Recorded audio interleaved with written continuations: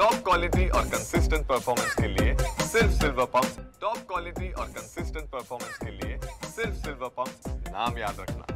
पुण्यश्लोक अहिल्यादेवी होळकरांच्या त्रिशताब्दी जयंतीनिमित्त चौंडे येथे मंत्रिमंडळाची बैठकीचं आयोजन करण्यात आलं आहे आणि या संदर्भात आता उद्या जी बैठक जी आहे त्या अनुषंगाने आज यशवंत सेनेच्या वतीने एक पत्रकार परिषद देखील घेण्यात आली आहे। त्यांच्या काही मागण्या आहेत ते जाणून घेणार आहोत। काय तुमच्या मागण्या आहेत उद्याच्या मंत्रिमंडळाकडून, काय अपेक्षा नेमक्या काय आहे? मंत्रिमंडळाची बैठक लावली राज्य सरकारने, याबद्दल राज्य सरकारचा यशवंत सेनेच्या वतीने आभार। यशवंत सेनेच्या वतीनं मागण्या अशा आहेत की पुण्यश्लोक अहिल्यादेवी नगर थोडासा नामविस्तार करावा, अहिल्या एकेरी नाम उल्लेख होतोय। दुसरी मागणी आमची अशी आहे की जे आदिवासींना ते धनगर समाजाला असं माननीय मुख्यमंत्र्यांनी घोषणा केलेली होती, परंतु काही योजना सुरू आहेत आणि काही योजनाला 1 रुपयाचा निधी तरतूद केलेला नाही।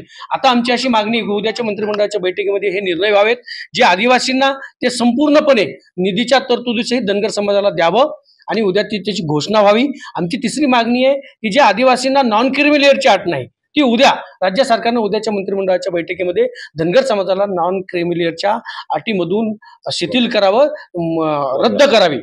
आणि आणखीन एक मागणी आमची अशी आहे की येणाऱ्या स्थानिक स्वराज्य संस्थेच्या निवडणुकांमध्ये यांनी जसं म्हणलं ज्या काही सध्या सामाजिक बदल झालेला आहे, सध्याचं वातावरण बदललंय, त्या वातावरणामध्ये धनगर समाजाला आदिवासींप्रमाणे स्थानिक स्वराज्य संस्थेमध्ये स्वतंत्र आरक्षण अनुसूचित जमातीतून द्यावं, ही आमची प्रमुख मागणी।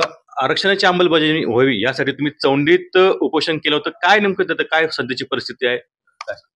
आम्ही चौंडीत 21 दिवस उपोषण केलं आणि त्या काळामध्ये राज्य सरकारने आम्हाला शब्द दिलता की एक समिती गठीत करून त्या समितीचा अभ्यास करून या समाजाला निश्चितपणानं आम्ही आरक्षण देऊ, हे आम्हाला आश्वासन दिलतं, परंतु त्या आश्वासनाची कुठेही पूर्तता झालेली आजपर्यंत दिसत नाही। काय सांगा, पहिल्यांदाच अशा प्रकारे जी कॅबिनेटची बैठक जी आहे ती ग्रामीण भागात होती आणि ती चौंडीला होते, काय वाटतं?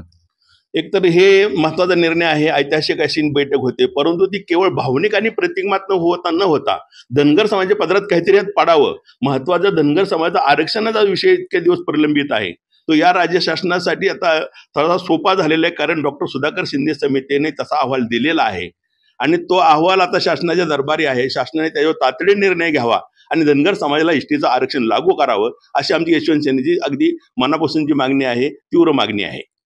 आणि या संदर्भात जर शासनाने काही पाऊल पुढे मागे केलं तर राज्यातला 3 कोटी धनगर समाजामध्ये एक जे असंतोषाचं वातावरण पसरणार आहे ते मात्र राज्य शासनासाठी या पुढच्या काळात नेहमी त्रासदायक ठरणार आहे।